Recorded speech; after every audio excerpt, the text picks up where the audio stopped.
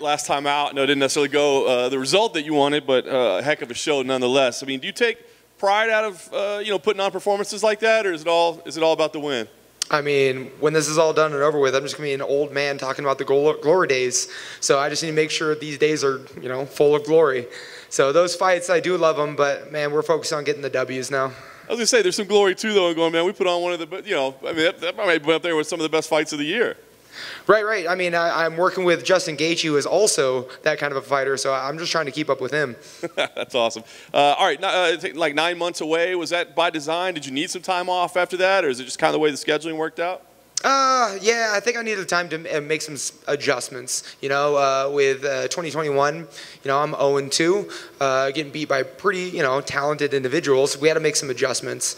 So even in my losses, I think my performances speak for themselves, that I'm capable of great things, but something's been holding me back. And so we had to figure out what that was, put it in practice, and then, and then outside of the cage, got married, bought a house, enjoying life a little bit. So things are comfortable, a little too comfortable. So we got to add a little chaos to it. Congrats. Well, congrats on all the good things. I guess the things that you need to change, was it more about like tactical approaches or mental things? What do you think it was? I think it's very much so mental. I think the metaphor is, you can have a sports car, but if you don't know how to drive, it's not going anywhere. So I think physically, I know what I'm capable of. I got my hands, I got the chin, but mentally, I wasn't able to really paint the picture well.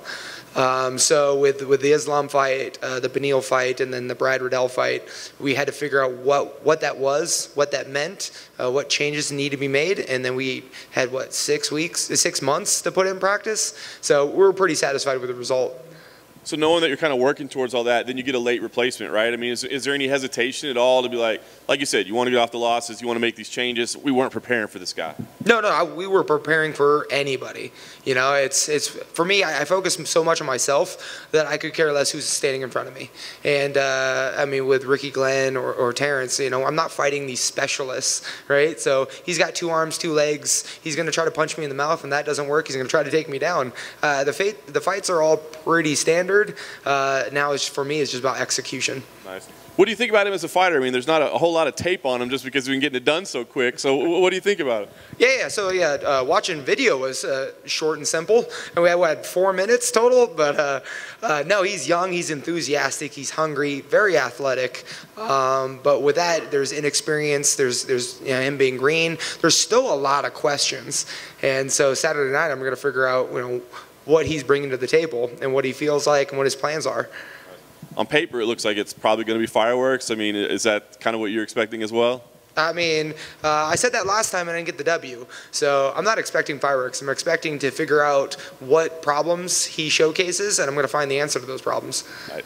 Last thing for me, it's kind of funny because you kind of maybe touched on it, but I mean, would you rather go out there and have another fight of the night, amazing, and you take an L, or you go out there and it's the most boring fight you've ever had in your entire life, but you walk away with a victory? Neither. I'm going for performance of the nights. It's not going to be fight of the nights anymore. I mean, that's really up to him. But man, I'm being a more intelligent fighter. So if it's just a complete, landslide, then yeah, I'll take that one. Hey, Drew. Who were some of your training partners this camp? My main training partner? Yeah. Oh, man, Team Elevation's got a long roster of great people. So, just everybody. I mean, Justin Gaethje, Neil Magny, even the local promotions, just working with so many different people. I'd have to bring out a list up here if I was going to start naming. Some of the fans figured out that you're a nerdy side, and you even called yourself a hybrid nerd. I guess just kind of talk about your other side outside of being a must-watch fighter. Oh man, so yeah, I can't run, jump, or catch a ball. So in high school, I wasn't that guy. So as far as current, I play video games constantly, and I play the super nerdy ones. I've been touching up on the Total Warhammer 3 that just came out, real-time strategy. Dude, it goes deep. So.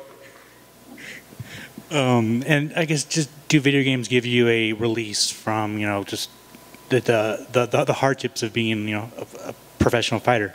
Yeah. I think with video games and like fantasy books and like the sci-fi and all that nerdy stuff, it takes you to like a different world, and it's a break away from all the things you have to do in this current world.